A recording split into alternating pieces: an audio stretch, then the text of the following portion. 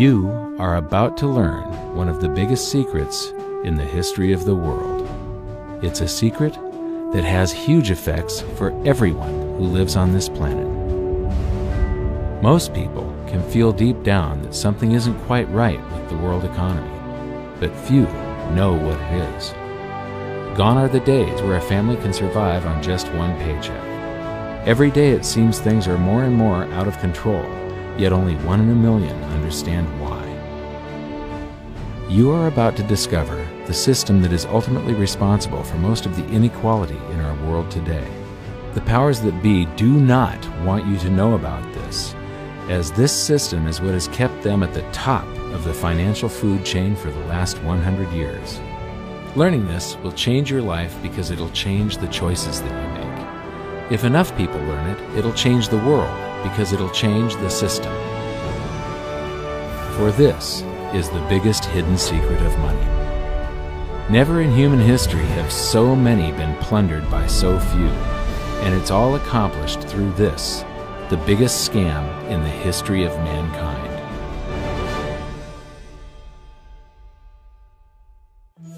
They say that money doesn't grow on trees, but the truth is that the modern banking system creates currency far faster than trees can grow. Most people don't have a clue how currency is created. Economists and bankers make it sound so complex that people think they can't understand it. But I'm going to strip our monetary system down to its essence so that you can see the scam behind the curtain and just how it affects you. Every modern society creates currency in pretty much the same way. But since the US dollar is the majority of the world's currency, I'm going to use the United States as our example. It all starts when some politician says, "Vote for me and I'll make sure the government provides you more free stuff than my opponent will." But there's no such thing as a free lunch. So to provide that supposedly free stuff, the politicians vote for the country to spend more than its income. This is called deficit spending. To pay for that deficit spending, the Treasury borrows currency by issuing a bond. So what's a bond? If you think about it, a bond is really nothing but a glorified IOU. It's a pretty piece of paper with numbers printed on it that says, "Loan me $1 trillion today, and I promise over a 10-year period I'm going to pay you back that $1 trillion plus interest." But what you need to understand is that Treasury bonds are our national debt. These glorified IOUs are to be paid back by you and I and our descendants through future taxation. Therefore, when the government issues a bond, it steals prosperity out of the future so that it can spend it today. The Treasury then holds a bond auction, and the world's largest banks show up and compete to buy part of our national debt and make a profit on it by earning interest. You'll notice that as we move through this process, the big banks are there, taking a cut every step of the way. This isn't by chance, as you'll see shortly. Then, through a shell game called open market operations, the banks get to sell some of those bonds to the Federal Reserve at a profit. To pay for the bonds, the Federal Reserve opens up its big old checkbook and writes bad, bogus, counterfeit checks that should bounce because they're drawn on an account that always has a zero balance. There isn't 1 penny in there. To quote from the Boston Federal Reserve, "When you or I write a check, there must be sufficient funds in our account to cover that check. But when the Federal Reserve writes a check, there is no bank deposit on which that check is drawn. When the Federal Reserve writes a check, it is creating money." The Fed then hands those checks to the banks, and at this point, currency springs into existence. The banks then take that currency and buy more bonds at the next Treasury auction. But what is a check? A check is also an IOU. When you write a check, you're making a note that says, "Here's my IOU for cash. All you have to do is go to the bank and pick it up." Now, it's very, very important that you understand this process because we're going to come back later and show you the devastating effect this has on you. The Treasury issues IOUs, bonds. The banks then buy those IOUs with currency. The Federal Reserve then writes IOUs, checks, and hands them to the banks in exchange for the Treasury's IOUs, the bonds. And currency is created. So what's really happening is the Federal Reserve and the Treasury are just swapping IOUs, using the banks as middlemen, and abracadabra, presto, currency magically springs into existence. This process repeats and repeats over and over again, enriching the banks and indebting the public by raising the national debt. The end result is that there's a buildup of bonds at the Federal Reserve and currency at the Treasury. This process is also where all paper currency comes from. The Federal Reserve and the government mistakenly call it base money because they didn't watch episode 1 of this series and they don't know the difference between money and currency. But I will correctly refer to it as base currency because it is not money. It is currency, and as we've learned, there is a big difference. Money has to be a store of value and maintain its purchasing power over long periods of time. We learned in episode 1 that earlier in our history, our paper currency was just a claim check. It was a representation for real money of intrinsic value, the gold and silver that was held on deposit at the Treasury. You could walk into any bank and slap your currency, like say a $20 bill, on the counter and redeem it for real money, a $20 gold piece. But now, this base currency that's piling up back here is really nothing but a receipt or a claim check on an IOU, that bond. So it's really nothing but a supply of numbers.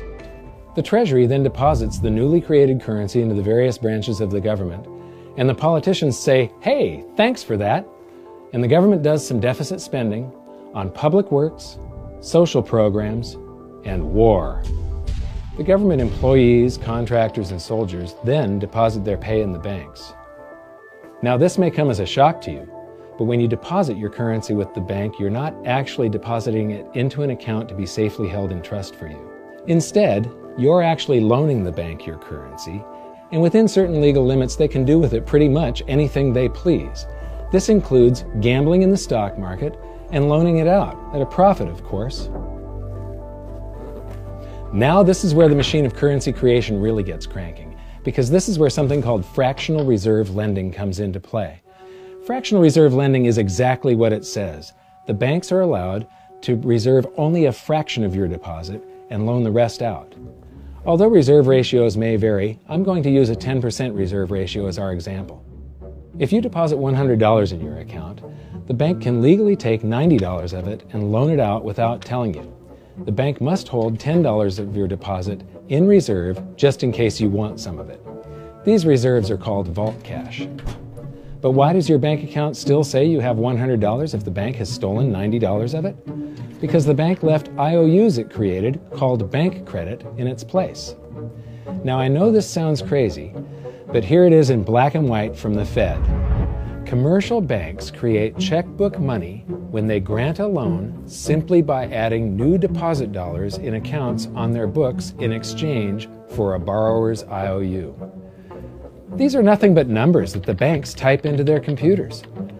And even though these bank credit IOU numbers are very different from base currency numbers, because they only exist in computers, they are still currency. So now there is $190 in existence.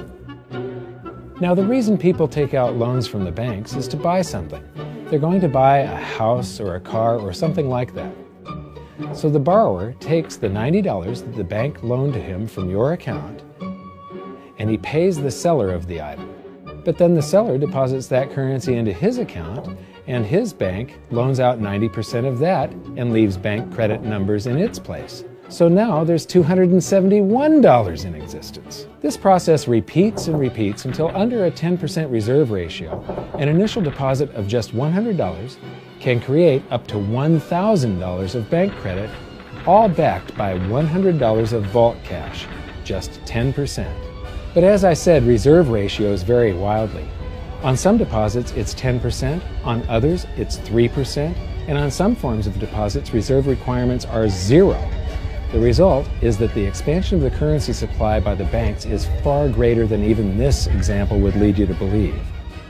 So once again, when currency is deposited in the banks get to lend it out, and then it gets redeposited and relent, redeposited and relent, redeposited and relent over and over again, creating bank credit all the way. This is where the vast majority of our currency supply comes from. In fact, 92 to 96% of all currency in existence is created not by the government, but here in the banking system. Now, massive amounts of currency spewing into society may at first sound like a fun idea. That is, until you remember one of the most important hidden secrets of money from episode 1, that the prices of everyday goods and services act as a sponge on an expanding currency supply. The more currency we have, the more prices rise. This is where inflation comes from. The true definition of inflation is an expansion of the currency supply. Rising prices are merely the symptom. So our entire currency supply is nothing but a couple of bucks whipped up in this hocus-pocus scam where the Treasury and the Federal Reserve swap glorified IOUs, and a bunch of numbers that the banks just type into their computers. That's it. That's our entire currency supply. It's nothing but a supply of numbers. Some of them printed, most of them typed, and there is nothing else. But if you thought that was crazy, get ready to enter the twilight zone of modern economics. We work for some of that currency supply. True wealth is your time. But we trade away moments of our lives, hour by hour, day by day, and year by year, for numbers that somebody printed on pieces of paper or just typed into a computer. Now those numbers represent our blood, sweat, tears, labor, ideas, and talent. We are what gives the currency its value. But here comes the really cruel joke. We work hard so that we can save some of that currency, so that we can pay the tax collector. In the United States, it's known as the IRS. They then turn it over to the Treasury so that the Treasury can pay the principal plus interest on that bond that the Federal Reserve bought with a check drawn on an account that has nothing in it. Now let's do a recap on this section, because this is where the system begins to rob you and I on a massive scale. Much of our taxes are not used for schools, roads, and public services, but to pay interest on bonds that the Federal Reserve bought with a check drawn on an account that has nothing in it. The Federal Reserve is committing fraud. But here's one of the biggest secrets of them all. Before the establishment of the Federal Reserve, there was no need for personal income tax. The Federal Reserve was created in 1913, and that very same year, the Constitution was amended to allow income tax. Do you really think this was just a coincidence? Ask yourself how much income tax you've paid over your lifetime. Much of it has been silently siphoned away into the hands of those who own the system. Yes, this system has owners. Who they are is an even bigger secret that we'll get to shortly. But first, we need to understand the mumbo-jumbo of the so-called debt ceiling. It's all based on a huge paradox. There was interest due on that bond, and there was interest due on every one of those loans that the banks made. That means that there is interest due on every dollar in existence. Let me ask you something. If you borrow the very first dollar into existence, and that's the only dollar that exists on the planet, but you promise to pay it back plus another dollar's worth of interest, where do you get the second dollar to pay the interest? The answer is that you have to borrow that one into existence and promise to pay it back with interest as well. So now there are $2 in existence, but you owe $4, and so on and so on. The result is there's never enough currency to pay the debt. There is always more debt in the system than there is currency in existence to pay the debt. Therefore, the whole system is impossible. It is finite. It will come to an end one day. What would happen if the government stopped borrowing to do deficit spending? Are the payments on those treasury bonds going to stop? What would happen if the public stopped borrowing and going deeper into debt? Are your house and car payments going to stop? No. There is a payment due every month on the principal plus the interest on every dollar in existence, and those payments do not stop. If we stop borrowing, then no new currency is created to replace the currency that we used to make those payments. Whether you're making a payment on a loan or paying tax to make a payment on a bond, the portion of the payment that goes to pay off the principal extinguishes that portion of the debt. But the debt also extinguishes the currency. Currency and debt are like matter and antimatter. When they meet, they annihilate each other. If we just pay off the principal only on all the loans and bonds that exist, the entire currency supply just vanishes. So if we don't go deeper into debt every year, look what happens. The whole thing goes into a deflationary collapse under the weight of those payments. Politicians and pundits alike talk about balancing the budget, paying down the debt, and living within our means. They don't understand that that is deflationary. It is impossible to do under our current monetary system without collapsing the whole economy. This is why any talk of a debt ceiling is not only ridiculous, it's delusional. The system is designed to require ever-increasing levels of debt just to continue. And that's why politicians will always kick the can down the road and raise this so-called debt ceiling over and over again until the whole system finally collapses under its own weight. In other words, they don't want it to collapse on their watch. The Founding Fathers of the United States knew the dangers of central banking and fought to free themselves from this very thing. The Revolutionary War started out as a tax revolt, but now we must pay tax just to have a monetary system. Having just suffered through the hyperinflation of the continental dollar, which was printed into oblivion to finance the Revolutionary War, they understood the dangers of fiat currency and debt-based monetary systems. So to protect future generations from institutional theft and out-of-control government, they wrote into the Constitution that only gold and silver can be money for the simple fact that you can't print them. Our current system is not only unconstitutional, but it robs us of the liberty and prosperity our forefathers fought and died for. We are all feeling the effects of ignoring the Constitution right now. By forcing more currency into circulation, our purchasing power is diluted. Inflation is a slow and insidious stealth tax that is simply the result of this debt-based monetary system. This system empowers and benefits those who create the currency and receive it first, as they get to spend it into circulation before it has an effect on the economy. They're stealing purchasing power from you and transferring it to the banks and the government every hour of every day because of this false monetary system. And it's not like the people at the top don't know this. To quote the Federal Reserve, the decrease in purchasing power incurred by the holders of money due to inflation imparts gains to the issuers of money. This is a fraud. It is a pyramid scheme, it is a Ponzi scheme, it's a scam, and it's a lie. Our entire monetary system is nothing but a form of legalized theft. But here's the biggest con job of them all. The Federal Reserve is not federal, it has stockholders.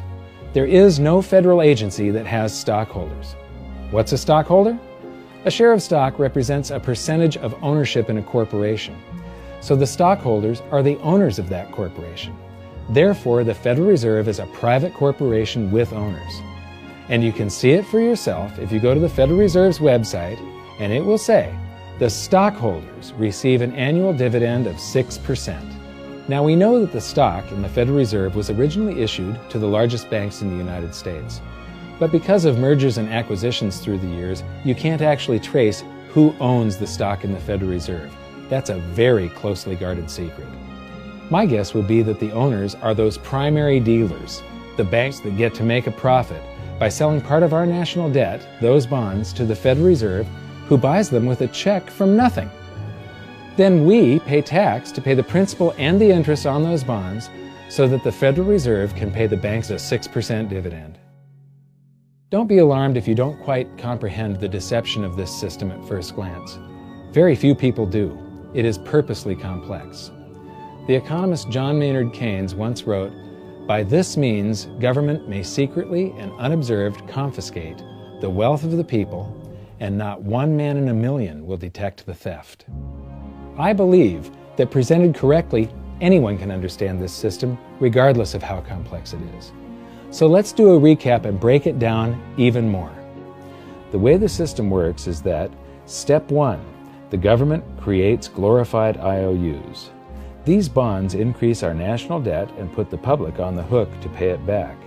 Step 2, IOUs are swapped to create currency. The Treasury sells the bonds to the banks. The banks then turn around and sell our national debt at a profit to the Federal Reserve, which they probably own.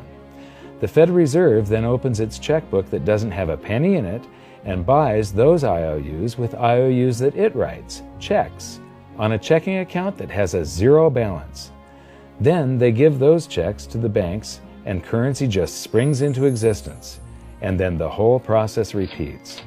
This results in a buildup of bonds at the Federal Reserve and currency at the Treasury, which is really just a supply of numbers. The Treasury then deposits the numbers in the various branches of the government, and we get to step 3. The government spends the numbers on promises, public works, social programs, and war.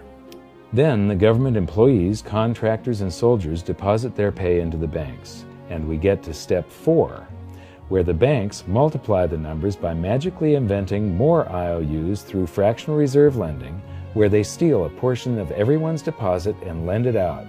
That currency gets redeposited, and then a portion is stolen again, and the process repeats over and over, magnifying the currency supply exponentially.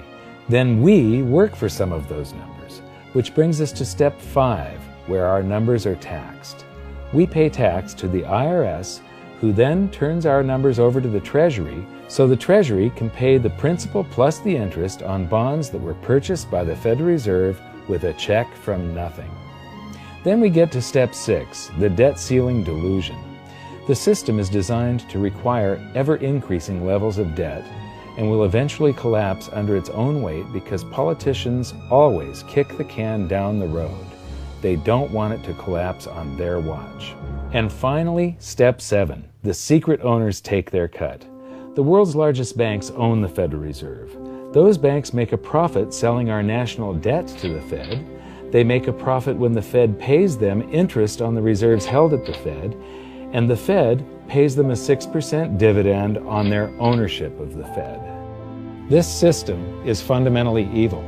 It funnels wealth from the working population to the government and the banking sector. It is the cause of the artificial booms and busts of modern economies, and it causes great disparity of wealth between the rich and the working class. And it is only possible because we no longer use real money, we use currency. But worst of all, it is a form of enslavement. Bond is the root word of bondage. Whenever a government issues a bond, it is a promise to make us pay tax in the future. Nobody asked you if you wanted to pay tax today for the prosperity we all enjoyed in the last century. Nobody is asking our children if they want to work hard in the future to pay for the prosperity we're enjoying now.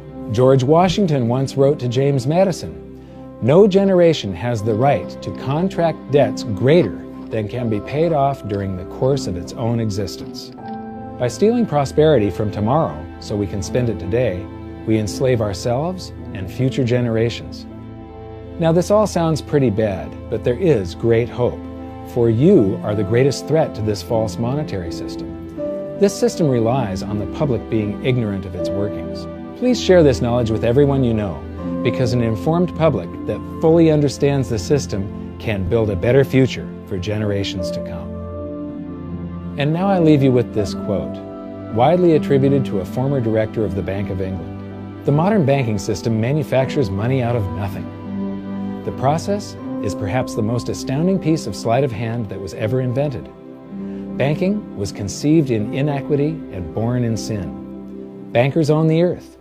Take it away from them, but leave them the power to create money and control credit, and with the flick of a pen, they will create enough money to buy it back again. But if you want to continue as the slaves of bankers and pay the cost of your own slavery, let them continue to create money and to control credit. This is the Federal Reserve in Washington, D.C. It's located on Constitution Street, and that is just as much of a joke as the New York Fed being located on Liberty Street. Both of them are unconstitutional, both of them limit our liberty, and they transfer wealth away from us every second of every day to the Federal Reserve, to the government, and to the banking sector. You are now among the 1 in a million who can detect the theft of your prosperity. So the big question is, what can you do about it? 1. Watch this video until you can describe and teach it to others. Those who understand this system can make preparations for its unavoidable collapse and protect themselves. History shows that those who don't will probably be wiped out. 2. Share this video with everyone, especially those you care about. All it takes is a mouse click or two to get this message in front of millions. Post this video on Facebook, tweet it, email it to loved ones. Please share it wherever you can. 3. Join the conversation. The current world monetary system is based on a 300-year-old design meant to enrich a few at the expense of the many. There must be a better way. At hiddensecretsofmoney.com, we've created an open-source platform for the design and development of a new world monetary system. We're calling on every economist, every student, every college, every bright mind, and anyone who cares to join the discussion. In educating ourselves and each other, we can prevent the further loss of our freedoms and maybe, just maybe, win some of them back.